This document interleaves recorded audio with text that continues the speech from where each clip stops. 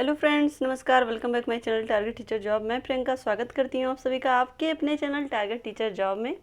दोस्तों, आज हम बीएड प्रथम वर्ष चतुर्थ प्रश्न पत्र शैक्षिक प्रशासन एवं प्रबंधन के विषय में पढ़ेंगे और ये है आपका लेक्चर नंबर 20। तो चलिए देखते हैं क्वेश्चन। उच्च शिक्षा में गुणवत्ता बनाने के संदर्भ में 1964-66 आयोग की संस्तुतियों की विवेचना कीजिए।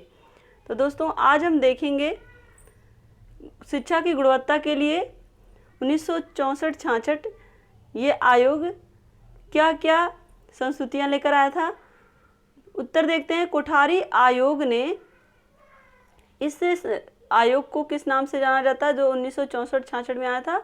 कोठारी आयोग के नाम से।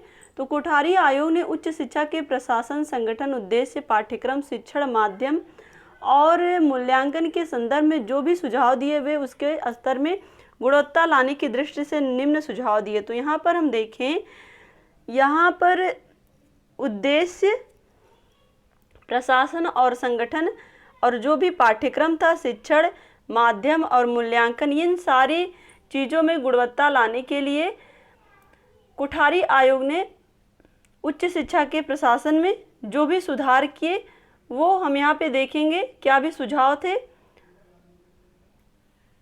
इसमें नंबर 1 है विश्वविद्यालय अनुदान आयोग को और अधिक सशक्त किया जाए, उसे और अधिक आकार दिए जाएं, उसे और अधिक उत्तरदायित्व सौंपे जाएं, वह शिक्षा के स्तर के लिए उत्तरदायी हो। तो यहाँ पर हम देखें, विश्वविद्यालय आयोग अनुदान आयोग को और अधिक सशक्त किया जाए। जो भी विश्वविद्यालय अनुदान आयोग हैं, इस कोठारी आयोग के जो भी एक तरह से हम कह सकते हैं उद्देश्य रहे शिक्षा के लिए, उसमें विश्वविद्यालय अनुदान आयोग को और अधिक सशक्त किया जाए और उसे और अधिक आकार दिया जाए और उसे जो भी वो उत्तरदायित्व संभालता है उसमें उसकी उत्तरदायित्व को और बढ़ाया जाए, जिससे कि वह शिक्षा के स्तर के लिए उत्तरदायी बने।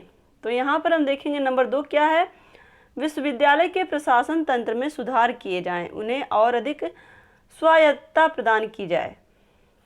तो दोस्तों, नंबर 3 हम देखते हैं, कुछ उच्च श्रेणी के महाविद्यालयों को स्वायत्त महाविद्यालय में विकसित किए जाएं, उन्हें उच्च शिक्षा के स्तर को उठाने के अवसर प्रदान किए जाएं। तो यहाँ पर तीसरा पॉइंट क्या कह रहे हैं कि कुछ उच्च श्रेणी के जो महाविद्यालयों को स्वायत्त महाविद्यालयों में विकसित किया जाए और उन्हें उच्च शिक्षा के स्तर को उठाने के लिए अवसर प्रदान किए जाएं। तो दोस्तों, यहाँ पर हमने 3 पॉइंट देखे। नंबर 4 क्या है, कुछ विद्यालयों को वरिष्ठ विश्वविद्यालयों में विकसित किए जाए जिसमें स्नातकोत्तर शिक्षा और शोध कार्य की व्यवस्था की जाए। तो दोस्तों, यहाँ हम देखेंगे शिक्षा के उद्देश्यों को सुधारने के लिए, शिक्षा की व्यवस्था को सुधारने के लिए यहाँ पे जो कुछ विद्यालय हैं उनको विश्वविद्यालय में विकसित किया जाए, वरिष्ठ विश्वविद्यालय में विकसित किया जाए और इसमें स्नातकोत्तर की शिक्षा और शोध कार्य की व्यवस्था की जाए। जो भी पीजी शिक्षा है और उसमें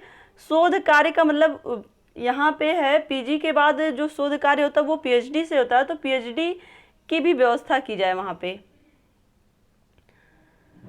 और नंबर 5 हम देखें, उच्च शिक्षा में केवल मेधावी, परिश्रमी और योग्य छात्रों को प्रवेश दिया जाए। जो भी उच्च शिक्षा जो भी छात्र ग्रहण करना चाहते हैं उसमें एक तरह से जो मेधावी बच्चे हों या और परिश्रमी बच्चे, योग्य छात्र हों, उन्हीं को इसमें प्रवेश दिया जाए। नंबर 6 हम देखें, उच्च शिक्षा का जो उद्देश्य है सुस्पष्ट किया जाए।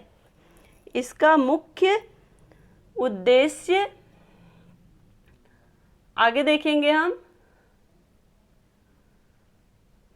विभिन्न क्षेत्रों में ज्ञान की प्राप्ति, राष्ट्र को विशेषज्ञों की पूर्ति और नए नए तथ्यों की खोज होना चाहिए। तो यहाँ पर हम देखें 6 पॉइंट था कि उच्च शिक्षा का उद्देश्य स्पष्ट किया जाए और इसका मुख्य उद्देश्य जो है वो विभिन्न क्षेत्रों में उच्च ज्ञान की प्राप्ति हो और राष्ट्र की विशेषज्ञों की पूर्ति और नए नए तथ्यों की खोज होना चाहिए। तो यहाँ पर देखें, इसके पहले जो पॉइंट था उसमें था कि जो मेधावी बच्चे रहे उन्हीं को उसमें योग्य समझा जाए और उन्हीं को ही प्रवेश दिया जाए, और उसके पहले था कि इसमें आपके स्नातकोत्तर शिक्षा और शोध कार्य की व्यवस्था की जाए। इन्हीं पॉइंट के अंतर्गत ही जो शिक्षा के उद्देश्य हैं वो विभिन्न क्षेत्रों में उच्च ज्ञान की प्राप्ति, राष्ट्र को विशेषज्ञों की पूर्ति और नए नए तथ्यों की खोज करने के लिए छात्रों को आगे बढ़ाया जाए।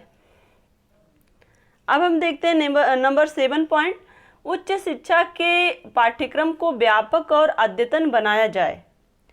व्यापक और अद्यतन का क्या मतलब, उसके जो क्षेत्र हैं उनको बढ़ाया जाए और साथ ही अद्यतन का मतलब होता है नई नई चीज़ों को उसमें जोड़ा जाए।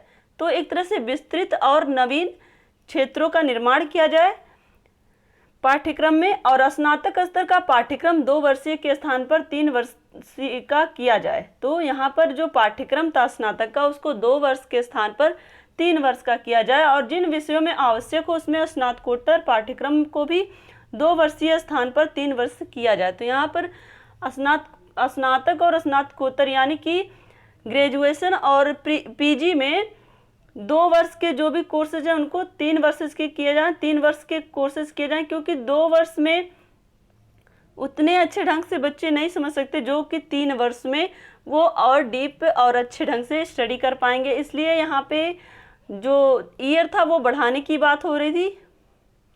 नंबर 8 हम देखते हैं, उच्च कक्षाओं में शिक्षण इस प्रकार किया जाए कि छात्र छात्राएं रटने के स्थान पर समझने की ओर बढ़ें। इसके लिए व्याख्या के साथ साथ स्वाध्याय और विचार विमर्श को बढ़ावा दिया जाए। तो यहाँ पर हम देखें जो उच्च कक्षा है वहाँ पे छात्र अपने रटने के स्थान पर समझ को बढ़ाएं, समझ पैदा करें।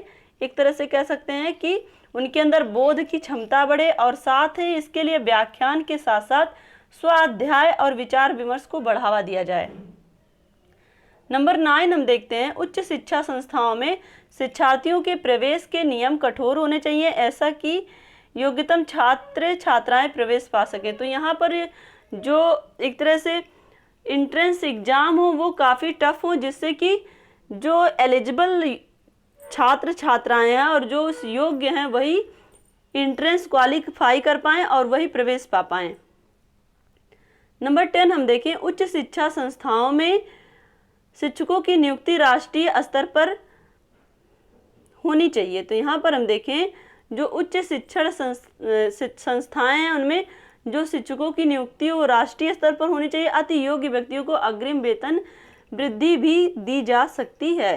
तो यहाँ पर देखें उच्च शिक्षा संस्थाओं में जो नियुक्त शिक्षक किए जाएं वो राष्ट्रीय स्तर पर नियुक्त किए जाएं और एक तरह से यहाँ पे कहें तो अगर वो योग्य व्यक्ति हैं तो उनके वेतन को भी बढ़ाया जा सकता है। नंबर 11 क्या कह रहा है, विश्वविद्यालय परीक्षा एवं मूल्यांकन प्रणाली में सुधार किया जाना चाहिए। बाह्य मूल्यांकन के स्थान पर आंतरिक और सतत मूल्यांकन को अधिक महत्व देना चाहिए। तो यहाँ पर 11वां पॉइंट क्या कह रहा है कि विश्वविद्यालय परीक्षा में जो भी मूल्यांकन प्रणाली है उसको और बेहतर बनाया जाए, उसको और सुदृढ़ बनाया जाए, एक तरह से कह सकते हैं। और बाह्य मूल्यांकन के स्थान पर आंतरिक और सतत मूल्यांकन को अधिक महत्व दिया जाए। आंतरिक और सतत मूल्यांकन का तात्पर्य यहाँ पर कि एक तरह से वहाँ पर सेमेस्टर वाइज परीक्षाएं होना और दूसरी बात यहाँ पर जो वहाँ के शिक्षक हैं उनके द्वारा मूल्यांकन करते रहना भी एक तरह से यहाँ पर निर्देशित किया गया, जिससे कि छात्र का जो पढ़ाई का जो लेवल है वो भी मेंटेन होगा और साथ ही जो शिक्षा के उद्देश्य हैं वो भी पूर्ण होंगे और छात्रों का सर्वांगीण विकास होगा और वो एक उत्तम नागरिक बनकर देश की सेवा, देश के हित के लिए कार्य करेंगे। तो दोस्तों आज के लिए बस इतना ही। अगर ये वीडियो आपको अच्छी लगी है तो एक लाइक करिएगा, अपने दोस्तों के साथ शेयर करिएगा और चैनल को सब्सक्राइब कर लीजिएगा। इसी तरह से अपनी पढ़ाई जारी रखिए, खुश रहिए, मस्त रहिए और अपना भी ध्यान रखिए और अपनों का भी ध्यान रखिए। हमसे जुड़ने के लिए थैंक यू सो मच। जय हिंद।